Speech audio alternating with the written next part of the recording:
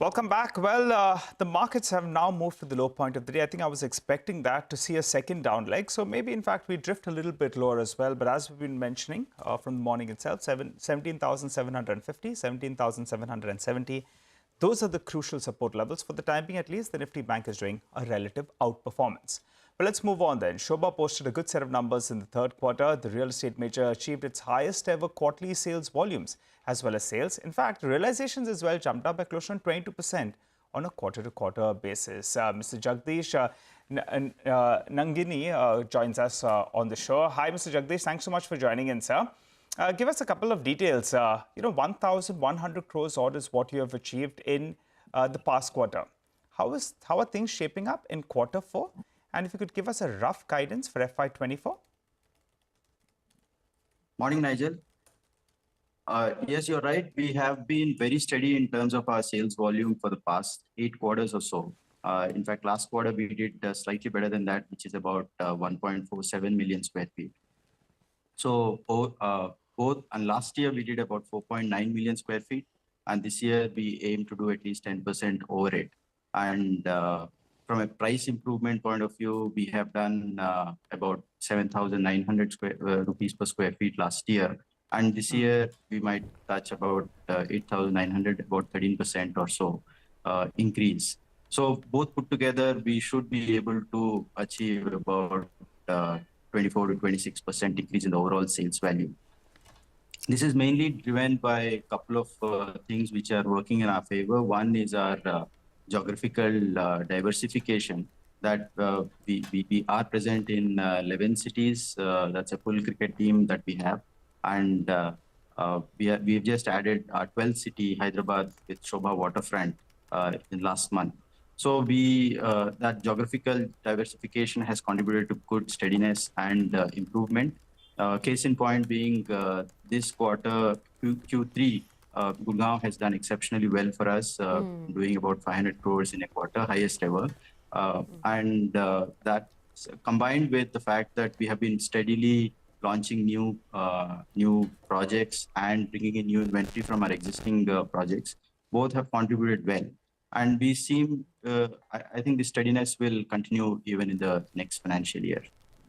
Jagdish, hi, good morning. So wanted to talk a little more about Gurgaon, because now you have 24% of your volumes that come in from there, and that market has grown very well.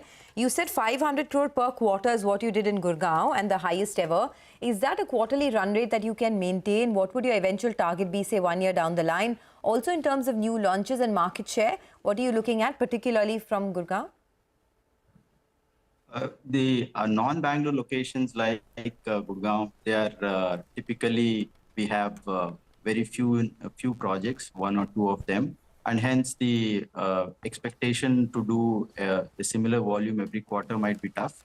But overall, in the medium to long term, our goal is to improve our contribution from our other locations, specifically NCR.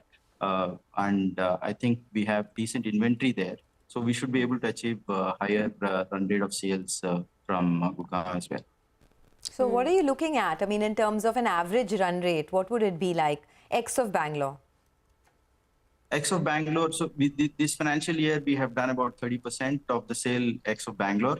And that, I think, we will slowly bring it down in the long term to about 55 to 60%. Jagdish, just wanted to talk a bit more on the launch pipeline. You indicated that Sobha Waterfront was just launched in last month. So that will show up in Q4. That's the Hyderabad project. What's the overall size, and what about for FY24? Could you give us what's the launch pipeline, the overall number, and when will it come on stream? Sure, yeah. The Hyderabad project is about 650,000 square feet in size. And the launch pipeline, so this financial year, we aim to launch about 4 million square feet, of which we have already done about 3.7 this financial year. And in the next 60 odd days, we should be able to do another 200,000 or so. So we will be able to do about 4 million this year. And next financial year, we aim to do better. Maybe hopefully we are aiming for about 5 million square feet in terms of new launches in line with our sales run rate.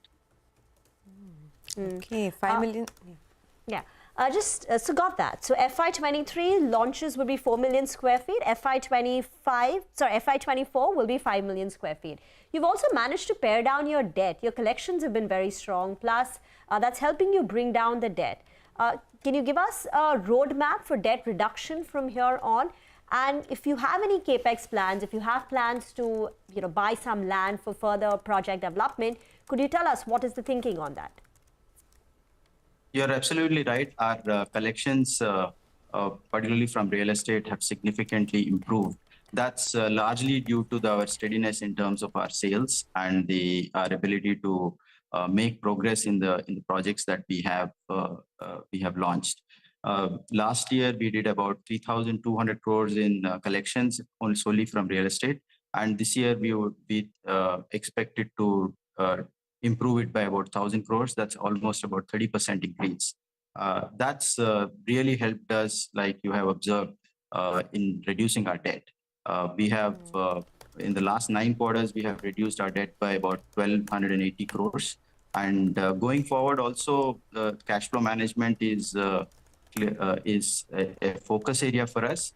But now we will start balancing it out with growth, wherein we will invest part of the incremental cash flow that we will have into new lands and our existing commitments. Okay, all the best for that. Thanks a lot for joining in. Appreciate your comments. That's Sobha. Very optimistic there. They expect 5 million square feet of new launches in FY24. They've reduced their debt. And Gurugram as an area is doing very well for them. 500 crores per quarter is the run rate that they're clocking in there. It's the highest ever. By the way, look at the market. It's now under a bit of pressure. The Nifty is down about 80 odd points. The Sensex is down 250 points. And apart from the Adani Group stocks, in any case, which have a reason to be weak, it is a technology names, HCL Tech, that's Infosys, Tech Mahindra, that are all under pressure now.